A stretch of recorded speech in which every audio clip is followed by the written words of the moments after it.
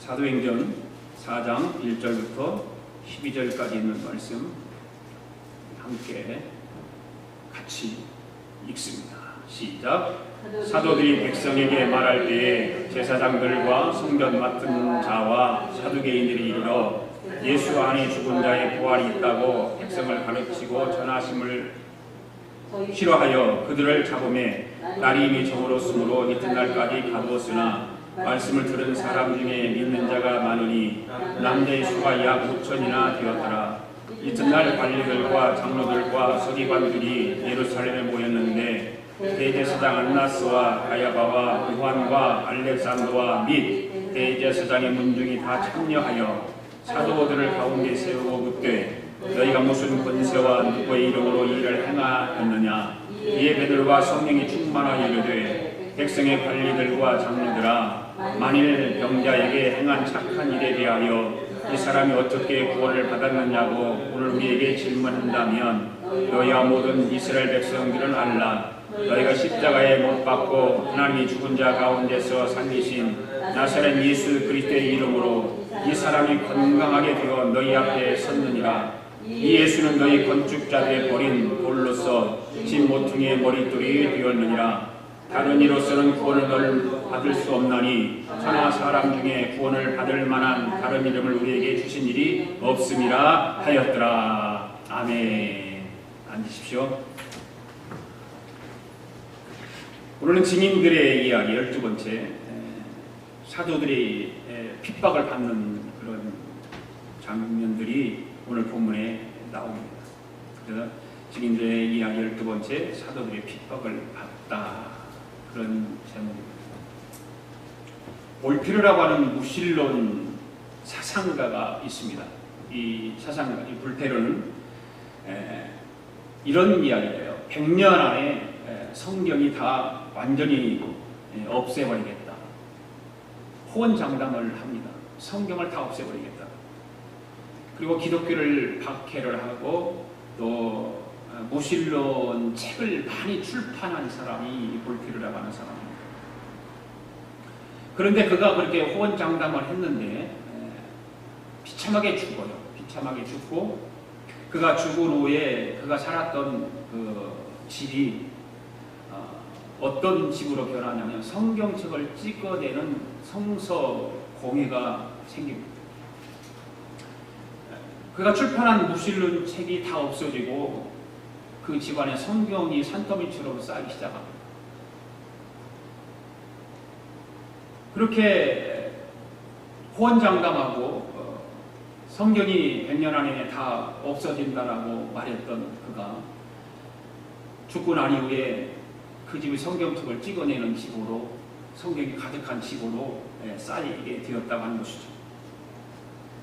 예루살렘에서부터 시작한 그 복음이 전 세계로 확산되기까지는 많은 어려움들이 있었습니다. 순탄하지가 않았습니다. 복음이 확산되어서 오늘날까지는 혹독한 어떤 시련이 있었고 또 아픔도 있었고 불같은 핍박과 그런 일들이 있었다는 사실을 우리는 알아야 하는 것입니다.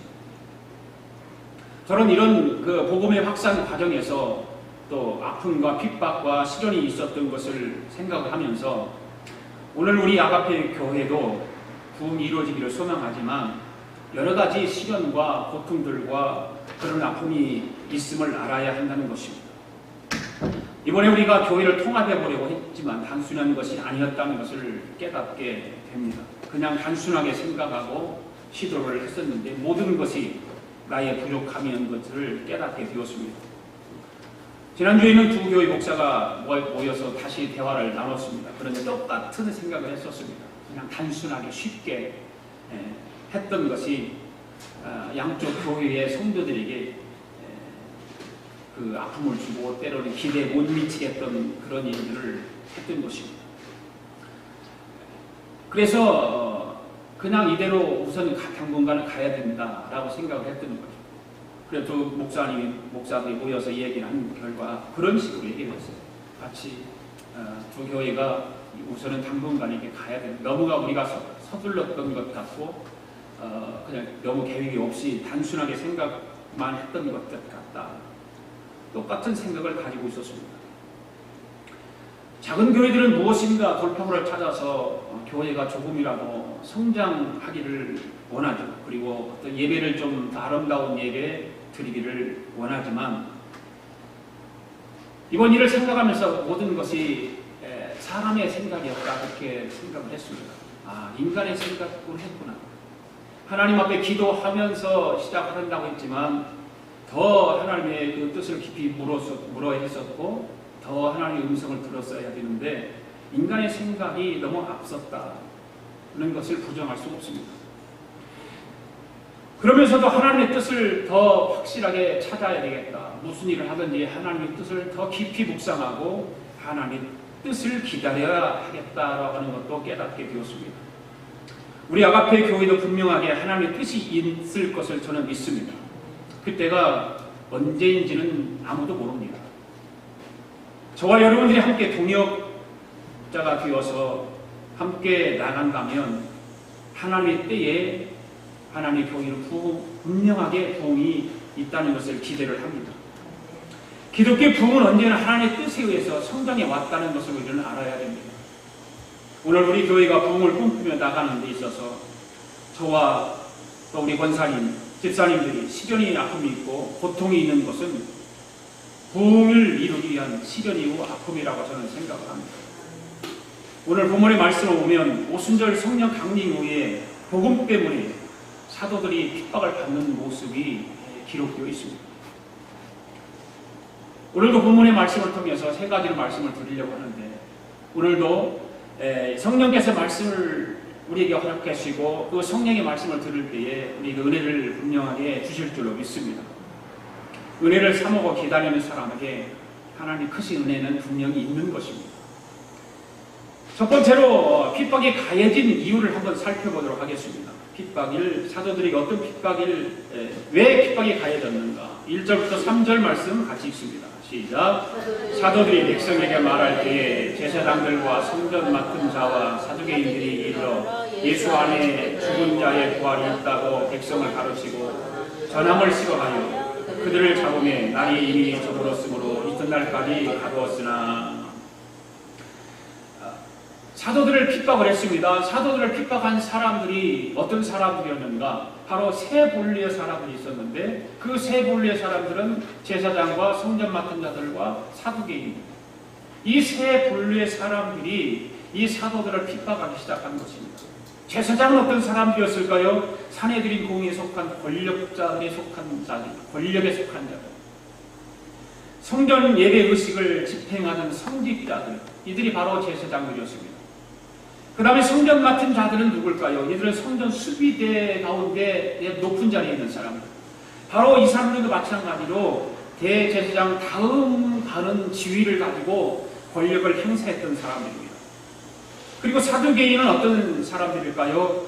제사장 계층의 출신들입니다. 바로 사두개인들은 제사장 계층의 출신들인데 현실 정치에 뛰어들어가지고 로마 정부에 결탁해서 막강한 영향력을 행사한 사람이 사두개인들입니다.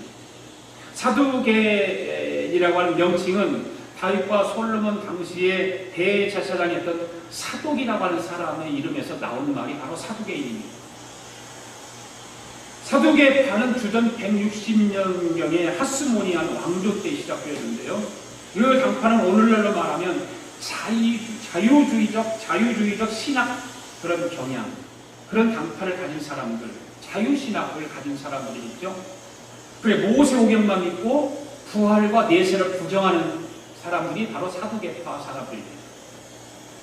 한마디로 말하면 그들은 종교적 합리주의입니다. 현대를 살아가는 사람들도 이런 걸 좋아하지 합리주의를 좋아하죠. 합리주의에 빠지면 유일신을 부정하게 되고 오직 믿음을 부정하게 되는 겁니다. 합리주의는 그게 좋은 것이 아니에요. 사람들은 합리주의를 굉장히 좋아합니다. 교회 안에서 합리주의를 원하고 그래야 이해하기 쉽고 그러니까 받아들이고 그러기 때문에 합리주의를 좋아하는 것입니다. 그들은 기적을 부인합니다. 영적 존재를 믿지 않습니다. 천사들의 존재를 비웃습니다. 바리새인의 전통을 경멸합니다. 바로 이들이 사두개파 사람들입니다. 이 세 분류의 사람들이, 사도들이 예수님의 부활에 관한 말씀을 전하는 것을 싫어했습니다. 그리고 베드로와 요한을 욕에 가둡니다. 고문을 합니다. 이튿날까지 가두었다고 성경은 기록하고 있습니다. 핍박을 받은 이유가 무엇입니까? 바로 예수님의 부활에 대해서 말했기 때문에, 예수님에 대해서, 복음에 대해서 말을 했기 때문에 핍박을 받게 된 것입니다. 이 장면을 보면서 어떤 교훈을 우리에게 줄까요? 잘 믿고 사명을 따라 살아도 어려움은 당한다는 말입니다. 예수를 잘 믿어도, 믿음의 반석 같은 믿음을 가지고 살아도 여전히 어려움은 우리 앞에 있다는 사실입니다. 어떤 사람은 잘 믿으면 항상 좋은 일만 생각한다고 주장을 하고 생각을 합니다. 예수 잘 믿으면 통통하고, 예수 잘 믿으면 잘 된다라고 말하고 주장을 합니다. 그렇지만 우리는 마귀를 너무 모르기 때문에 그런 소리를 하는 것입니다. 예수 잘 믿는다고 마귀가 우리를 가만 놔둘까요? 마귀는 여전히 우리의 방심, 우리의 조금 연약함, 우리의 신앙의 나태함, 이런 것이 조금만 보이면 여전히 마귀는 우리에게 여지없이 침공해 오는 거예요. 여지없이 우리를 공격하고 있는 거예요. 3절 보십시오. 그들을 잡음의 날이 이미 저물었으므로 이튿날까지 가두었다. 그 당시 핍박의 지체 세력들은 사도들을 골치 아픈 존재들이라고 여겼습니다. 그래서 더 세력이 확산되기 전에 길을 꺾어야 된다고 판단을 하고 사도들을 잡아다가 체포하게 된 거예요. 자기들의 기득권, 자기들의 세력이 약해지면 저들 때문에 우리 기득권이 약해지면 어떻게 할까? 두려움이 앞서는 것이죠. 그런데 사실을 알고 보면 그것은 그들이 하는 짓이 아니라 마귀의 동조를 받아서 마귀가 하는 짓이었다라고 하는 것입니다. 오늘 우리가 알아야 할 것은 마귀는 복음이 확산되는 것을 싫어합니다. 교회가 부흥하는 것도 싫어합니다. 교회 다니는 사람이 예수 잘 믿는 것도 싫어합니다. 마귀는 어떻게든지 우리를 신앙에서 멀어지게 하고, 우리의 말을 통해서 부정적인 말을 하게 하고, 우리 생각을 통해서 부정적인 생각을 하게 하고, 두려워하고, 마귀는 그렇습니다. 복음을 듣고 구원받는 사람들이 많아지는 것을 마귀는 절대 싫어합니다. 그리고 하나님의 나라가 확장되는 것도 싫어합니다. 그래서 제사장들과 사두개인들의 마음을 격동시켜서 그 사도들을 핍박을 가하도록 만드는 것입니다. 오늘 우리가 신앙생활 가운데 영적인 전쟁에서 승리하려면 마귀의 전략을 잘 알아야 됩니다. 마귀는 힘과 능력도 있습니다. 기적도 일으킵니다. 그런데 마귀가 제일 못하는 것이 하나가 있는데, 마귀는 상상력과 창조력이 대단히 부족하다는 것입니다. 그래서 신기하게도 마귀는 오랫동안 자신들의 전술을 바꾸지 않고 그냥 판에 박히듯이 그대로 또 사용하는 거예요. 새롭게 뭔가를 만들어서 우리를 하는 것이 아니라 자기들이 그냥 옛날부터 가지고 있는 그걸 가지고 계속해서 하는 거예요. 그래서 성도가 승리의 영광에 취해 있을 때 여지없이 공격하는 전력은 예전이나 지금이나 똑같다는 것입니다.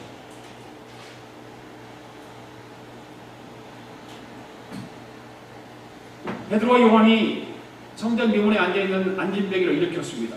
그 안진뱅이를 일으키는 기적이 생겼을 때 사단이 공격하는 그런 전략을 한번 보십시오. 똑같아요. 변함이 없습니다. 사단의 반격은 대개 이런 것으로 공격을 하죠. 어떤 것이냐면 거친 물리적 폭력, 그런 걸 통해서 공격해 오고, 그 다음에 도덕적 부패, 타협, 교활한 전술, 이런 걸로 그냥 옛날부터 썩은 그대로 가지고 와요. 그 다음에 주의를 산만하게 하고 삶의 우선순위와 초점을 잃어버리게 하고, 그렇게 해서 공격해 오는 거예요. 사단의 공격이라고 하는 것은 다른 것이 아니에요. 거친 물리적 폭력을 통해서 반격해 오는 것입니다. 그리고 도덕적으로 부패하게 만들고, 타협하게 만들고, 신앙생활도 타협하게 만들고 말이에요. 교활한 전술을 가지고 반격해 오는 것입니다.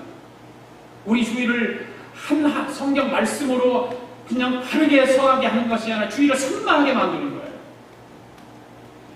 그리고 예배를 드려도 산만해요. 온 마음을 다해서 예배를 온전하게 드려야 되는데 산만해요. 산만해요. 그렇게 마귀는 그런 걸 우리에게 공격해 오는 거예요. 하나님 말씀을 그냥 정신을 똑바로 차리고 듣지 못하게 하는 거예요. 여러분, 하나님 앞에 한 가지 물어볼까요? 예수를 잘 믿으면 십자가 지는 일이 많을까요? 십자가 지는 일이 적을까요? 예수를 잘 믿으면 십자가 지는 일이 더 많다는 걸 알아야 돼요. 예수 믿으면 십자가를 지는 일이 적어지는 것이 아니라 예수를 잘 믿으면 믿을수록 십자가 지는 일은 더 많아지는 거예요. 그러나 십자가를 무서워하지 않고 십자가 속에서 하나님의 뜻과 섭리를 발견하며 후퇴하지 않고 전진하는 사람이 바로 참된 신앙인이라고 하는 사실입니다. 그 사람의 믿음은 견고한 것입니다. 반석 같은 믿음입니다. 좌로나 우로나 치우치지 않습니다. 그래서 우리는 지나친 기복신앙을 멀리해야 되는 거예요. 지나친 기복신앙을 우리가 가지고 있으면 그 반석 같은 믿음의 내 신앙을 바로 세울 수가 없습니다. 왜? 기복신앙을 따라가야 되니까. 기독교 신앙은 엄밀하게 말하면 예수님을 바라보기 때문에 복이 따라오는 것이 그것이 신앙이죠. 예수님을 잘 믿어요. 예수님을 잘 바라보고 오기 때문에 복이 따라오는 신앙이 바로 우리가 참된 그 신앙이에요. 그냥 복을 추구하는 신앙은 잘못된 거예요. 복을 받기 위해서 예수를 믿는 건 잘못된 신앙이라 그 말입니다. 예수를 잘 믿기 때문에 복은 따라오게 돼 있죠. 그게 참된 신앙인 거예요. 우리 이 세상에 돈 없이는 못 사는 사람들입니다. 그렇잖아요. 돈 없이는 못 사는 사람들. 그런데 돈 버는 것도 마찬가지가 아닐까요? 돈을 버는 것도 하나님을 믿고 얻는 것이 겨우 하나님을 믿는 것, 교회 나오는 것, 예수 믿는 것이 겨우 돈 잘 버는 것이라면 그 믿음이 참된 믿음이겠느냐. 엄밀하게 한번 우리가 깊이 생각해 보자는 거예요. 믿음의 능력을 너무 비하시키지 않는가, 우리 신앙이. 진실한 믿음은 그것을 수준을 뛰어넘는 거죠. 할렐루야. 그 수준을 뛰어넘는 것이 진실한 믿음이에요. 우리는 그것만 있으면 행복하다라고 생각해요. 그것이 행복과 불행을 좌우되는 걸로 생각해요. 그것이 참된 믿음일까요? 그렇지는 않죠. 물론 사람들이 다 최선을 다해서 돈을 벌려고 애를 씁니다. 최선을 다합니다. 정말 그래서 그렇게 해야 돼요. 그게 살아야 돼요. 지위도 발휘해야 되고 지혜도 발휘해야 되고 다 해요. 근데 그것이 행복을 주기 때문이 아니라 하나님이 주신 땅을 정복하라고 하는 사명을 감당하기 위한 것이라야 된다 그 말이죠. 그것이 진실한 믿음인 것이죠. 그리고 하나님께 영광을 돌리고 이 옷을 벗고 욕심을 가지고 그렇게 하다 보면 오히려 그것을 내게 따라오는 것이 아니라 그것 때문에 손해를 보고 그것 때문에 힘들어지고 그렇게 된다는 것입니다. 우리 인생이 그것 때문에 전체적으로 손해보는 일이 많다는 것입니다. 그러나 사명감을 가지고 돈을 벌려고 하면 오히려 돈 버는 지혜도 생기게 되는다 그 말입니다. 할렐루야.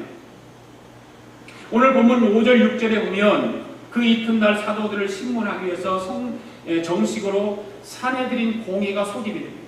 사내들인 공의가 소집이 돼요. 거기에는 관원들과 원로 장로들이 함께 모였습니다. 서기관들도 모였습니다. 4명의 대제사장과 그 대제사장의 문중들이 함께 모였습니다. 이 사내들인 공의라고 하는 것은 다 그런 사람들이, 엄청난 권력을 가진 사람들이 모이는 곳입니다. 그 가운데 사도를 불러 세워놨잖아요. 불러 세워놓고 너희가 무슨 권세로 누구의 이름으로 이런 일을 하느냐라고 질문을 하고 있어요. 그 사내들인 공의의 힘과 권력이 있는 그 사람들을 통해서 베드로와 요한이 거기 사도들이 거기 서 있어요.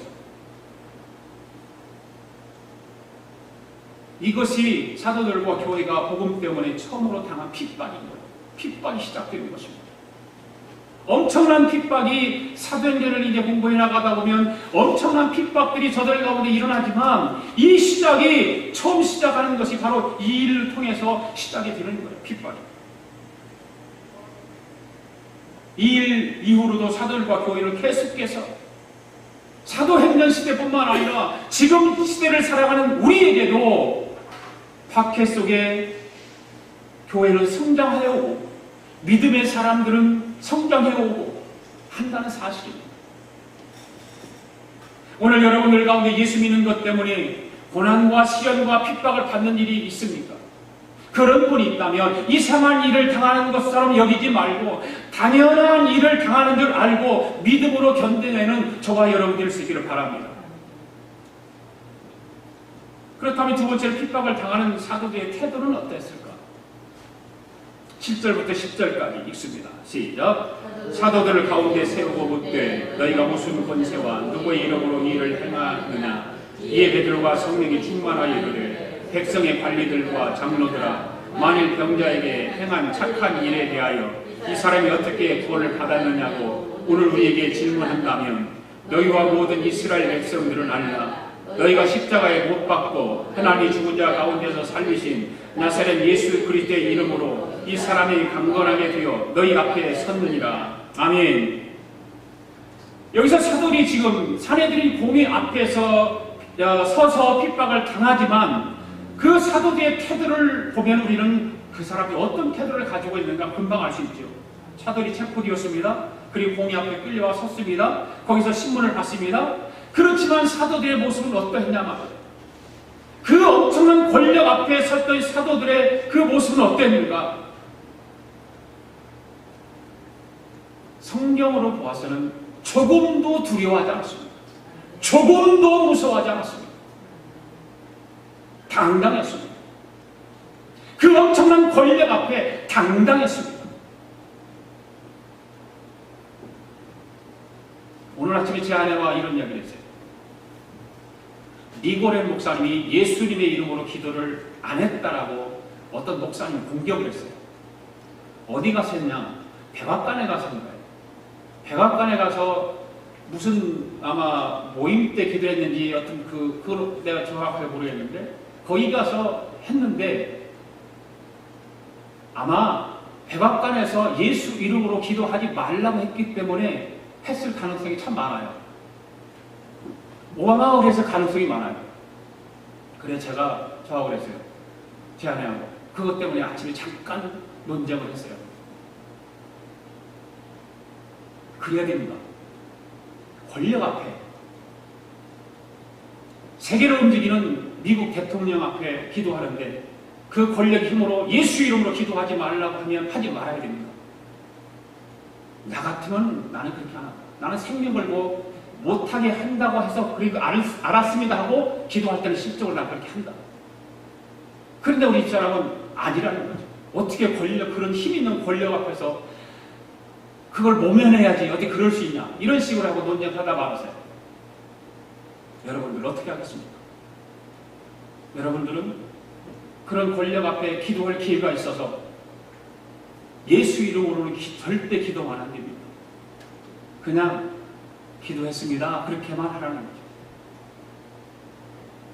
여러분 그렇게 하시겠습니까?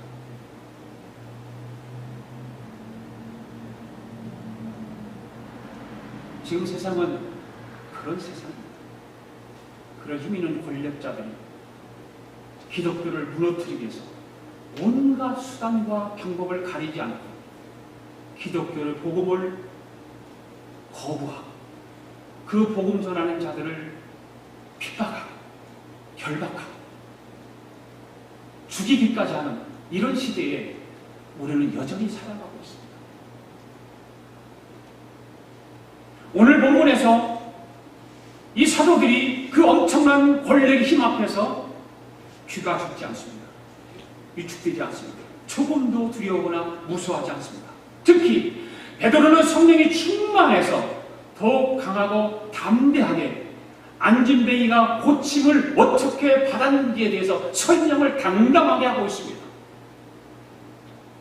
여러분, 사내들인 공회들이 사도들을 가운데 놓았을 때 유대의 그 최고 권력자들 앞에 선 베드로와 요한을 생각해 보십시오. 얼마나 위축되었을까요? 얼마나 부들부들 떨 수도 있었지 않겠어요? 말 한마디 잘못하면 그 자리에 그냥 목도 날아갈 수 있는 그런 현장에, 그런 현장에서 베드로와 사도들 요한은 전혀 위축되지 않았습니다. 뭐 공회 같은 데 보면은 이렇게 원형 극장식으로 이렇게 돼 있고 이게 동그랗게 됐어가지고 가운데 서 있으니까 얼마나 위축되겠습니까? 그런 사실만으로도 보면 기가 죽을 상황인데, 그런 상황에서 사도들이 그 공회의원들에게 묻습니다. 7절 보십시오. 사도들 가운데 세우고 묻되 너희가 무슨 권세와 네 이름으로 이를 행하느냐라고 사도들에게 묻습니다. 이 같은 일들을 보면 지금 공의위원들은 아마 그 권력도 있지만 나이도 지긋하게 들은 할아버지 정도 되겠죠. 그런 사람들이 모이고 베드로와 요한은 이제 한 30대 중반 정도 된 청년들이 아니겠습니까? 그런데 전혀 위축되지 않고 당당하게 떳떳하게 예수 그리스도를 벼거하는 말씀을 합니다. 7절은 공회의원들이 그 사도들에게 묻는 말이었고, 근데 8절부터 10절까지는 사도들이 공회의원들에게 지금 답변을 하는 것입니다. 8절 보십시오. 이 베드로가 성령이 충만하여 가로되 백성의 관원과 장로들아. 그리고 9절부터 이야기합니다. 만일 병자에게 행한 착한 일에 대하여 이 사람이 어떻게 구원을 받았느냐고 오늘 우리에게 질문한다면 너희와 모든 이스라엘 백성들은 알아야 되지 않겠냐? 너희가 십자가에 못 박고 하나님이 죽은 자 가운데 살리신 나사렛 예수 그리스도의 이름으로 이 사람이 건강하게 되어 너희 앞에 섰다라고 하는 것을 왜 모르냐는 거예요.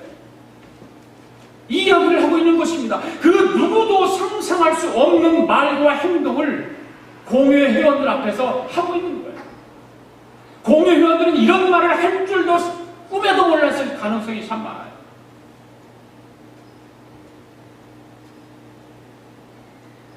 베드로는 어떤 사람입니까? 예수님이 십자가에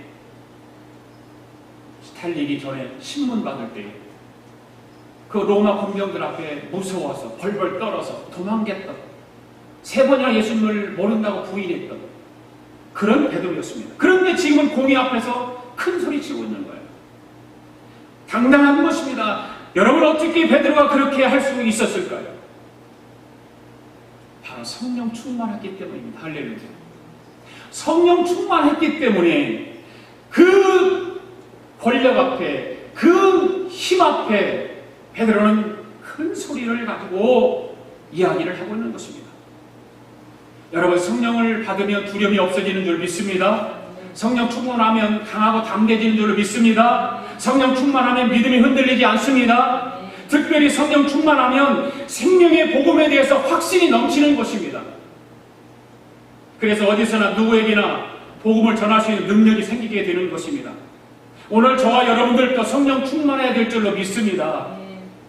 그래서 핍박을 두려워하지 말고 베드로처럼 담대해서 예수 그리스도를 증거할 수 있어야 되는 줄 믿습니다. 우리는 예수 믿는 걸로 끝나는 사람들이 참 많아요. 예수 믿는 걸로 그냥 만족하고 그것으로 그냥 끝나지 말고 예수 그리스도를 증거하는 증인들이 되어야 될 줄로 믿습니다. 11절 12절 말씀 함께 읽습니다. 시작. 이 예수는 너희 건축자들의 버린 돌로서 진 모퉁이 머리돌이 되었느니라. 다른 이로서는 구원을 받을 수 없나니 그러나 사람 중에 구원을 받을 만한 다른 이름을 우리에게 주신 일이 없음이라 하였더라. 아멘. 사도들은요, 사내들인 공회의 권위 앞에서 결코 저 자세로 예수님을 변증하지 않았습니다. 좀 힘이 없다거나 어떤 그들의 힘에 좀 위축되거나 그러지 않았습니다. 당당했습니다. 나사렛 예수 그리스도의 이름으로 이 사람이 건강해 되었다는 거예요. 이 예수는 너희 건축자들의 버린 돌로서 진 모퉁이 머리띠이 되었다는 거예요. 그리고 마지막 마지막으로 단호한 결론을 내리는 것은 12절 말씀에서 다른 이로서는 구원을 받을 수 없다니 천하 인간의 구원을 받을 만한 다른 이름을 우리에게 주신 일이 없다. 베드로의 메시지는 단호했죠. 예수 이름 외에 구원 얻을 만한 다름이 없다. 단호하고 분명하게 이야기하고 있습니다. 여러분, 이 베드로의 지금 외침이 얼마나 확고한 선언입니까? 이 확고함과 절대성이 있어야 그 가운데 능력이 나타나는 거예요. 확고함이 없고 절대성이 없는데 어떻게 능력이 나타나겠습니까? 능력은 상대적인 것보다 절대적인 것에서 나온다는 것을 믿으시기 바랍니다. 이것도 좋고 저것도 좋은 것이 그것이 아니다.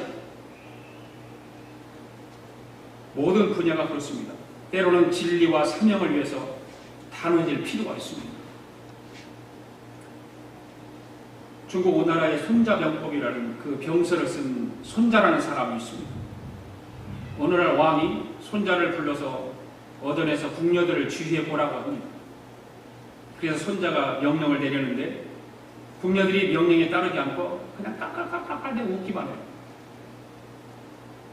퉁만퉁 웃기만 하는 거예요. 그러자 손자가 이번에도 듣지 않으면 군법대로 하겠다라고 명령을 내립니다. 그런데 그때도 궁녀들은 말을 듣지 않고 깔깔깔깔대고 웃기만 합니다. 그 모습을 본 손자는 자기가 칼을 뽑아서 왕이 가장 아끼는 궁녀 두 사람을 목을 순식간에 그냥 쳐버려요. 그러니까 깔깔깔깔 웃던 그 궁녀들이 갑자기 웃음이 사라지고 무서운 긴장감이 돌기 시작하는 것입니다. 그때 손자가 다시 명령을 내립니다. 어떻게 했을까요? 또 깔깔깔깔 웃고만 있었을까요? 웃음은 어디론가 다 사라져버리고 일체의 발을 맞춰서 행진을 했다고 하는 것입니다. 그 광경을 지켜보던 오나라 왕은 손자에게 중국의 전 군대를 그에게 맡겼다는 거예요. 오늘 우리는 복음 전파라고 하는 주님의 지상 명령을 자주 듣습니다. 우리는 다 그 말은 모르는 사람이 없습니다. 사도행전 1장 8절의 말씀 모르는 사람 아무도 없습니다. 교회 다니는 사람이라면 다 압니다. 그런데 초대교회 때는 그 지상 명령을 진짜 지상 명령처럼 받들었습니다. 그러나 지금은 점점 지상 명령을 들어도 별로 중시하지 않습니다. 많은 성도들이 그 말에 깔깔깔 대면서 웃기만 있습니다. 궁녀들과 같은 모습이죠. 하나님은 분명히 지상 명령을 선포하셨어요. 우리에게 내려주셨어요. 그런데 우리는 여전히 깔깔대며 웃고만 있어요.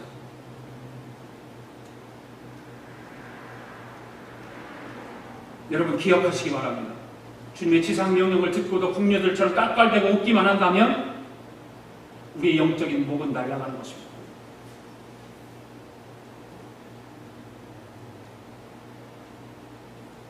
지상 명령이란 절대 명령이기 때문에 내 모든 것을 걸고 그 명령을 행해야 하는 것입니다. 바로 그때부터 능력 있는 삶이 펼쳐지는 것입니다.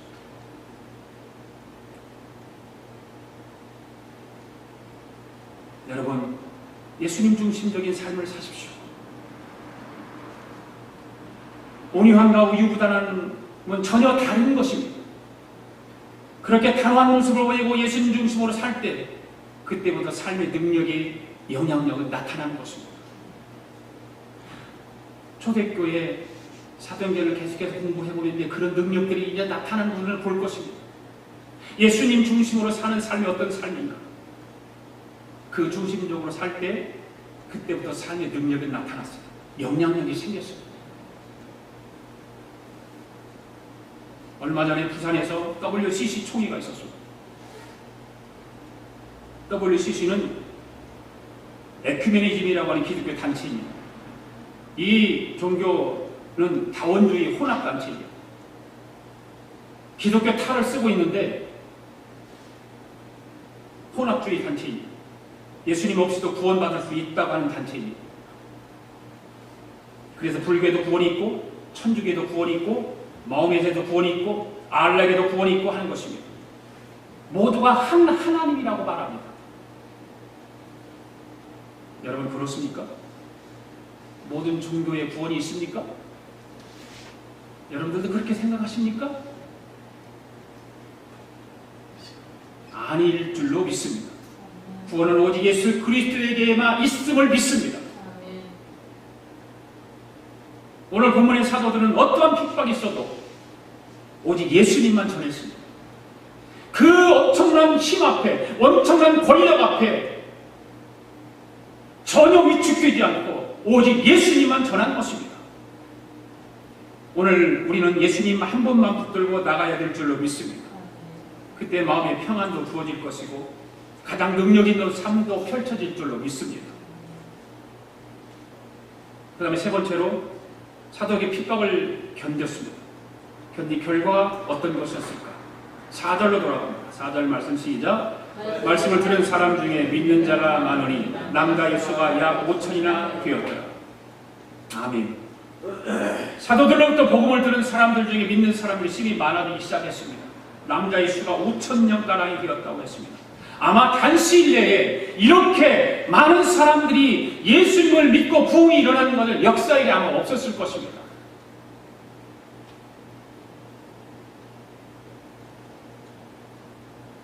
이 장 4절에 가서 보면 베드로의 설교를 듣고 회개하고 믿은 사람이 거기에서는 얼마였다고 했나요? 3,000명이라고 해요. 3,000명. 그런데 오늘 본문에서는 5,000명이라고 하는 사람이 한 번에 예수 믿고 구원받았어요.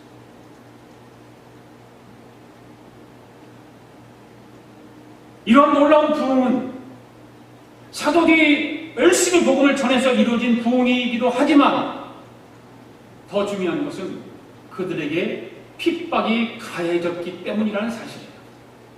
핍박이 없었다면 이런 기적 같은 일들이 일어나지 않을 가능성도 있었을 거예요. 여러분, 원수마귀는 핍박을 통해서 복음의 확산을 막는 것입니다. 교회를 파괴시키려고 합니다. 그러나 하나님께서는 그 핍박을 통해서 복음이 확산되게 하셨습니다.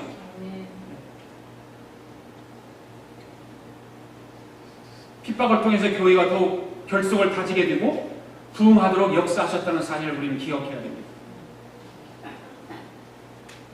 오늘 우리가 교회를 섬기다가 어려움과 핍박이 있을 때 포기하거나 타협하게 되면 마귀는 속으로 웃고 있는 것입니다. 역시 믿는 자들이 핍박이 약이야. 핍박만 가하면 믿음이 좋다고 하는 사람도 쑥쑥 잘 무너지는구나. 마귀는 그렇게 비아냥거릴 것입니다. 쾌재를 부를 것입니다. 그러나 어려움과 핍박을 받으면서도 두려워하지 않고 주님을 사랑하는 믿음을 굽히지 않고 믿음을 지키면 마귀는 한 길로 왔다 일곱 길로 두레랑을 칠 줄로 믿습니다. 그만큼 우리의 믿음이 중요한 거예요. 우리의 확신이 그만큼 중요한 거예요. 성령 충만함이 그만큼 중요한 것입니다. 저는 우리 아가페 교회 성도들의 믿음이 정말 참된 신앙으로 인정받는 성도들이 되기를 기도하고 있습니다. 그게 목사의 마음입니다. 목사의 마음은 성도들이 신앙으로 정말 믿음으로 살아서 하나님으로부터 복을 받는 것이에요. 그것을 기대하고 그래서 기도하고 그러는 것입니다. 정말 예수 잘 믿는 사람들이 되기를 원하고 기도하는 것이 목사의 심정이에요.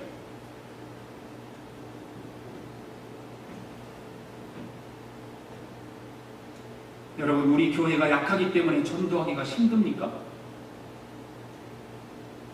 우리 교회가 모이는 사람이 적으니까 교회 오라고 하기가 부끄럽습니까? 교회가 약하고 연약하다고 해서 전도하고 무슨 상관이 있습니까? 교회가 사람이 없는 것이 없다고 해서 전도하는 것과 무슨 상관이 있습니까?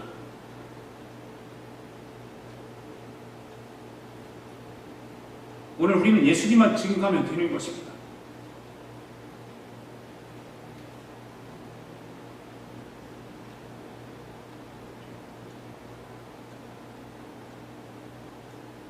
저와 여러분이 주님께서 명령하신 복음을 전하는 그 일에 두려워하지 말고 낙심하지 말고 어떤 어려움과 핍박이 온다 할지라도 끝까지 복음 전도자로 살아갈 수 있기를 바랍니다.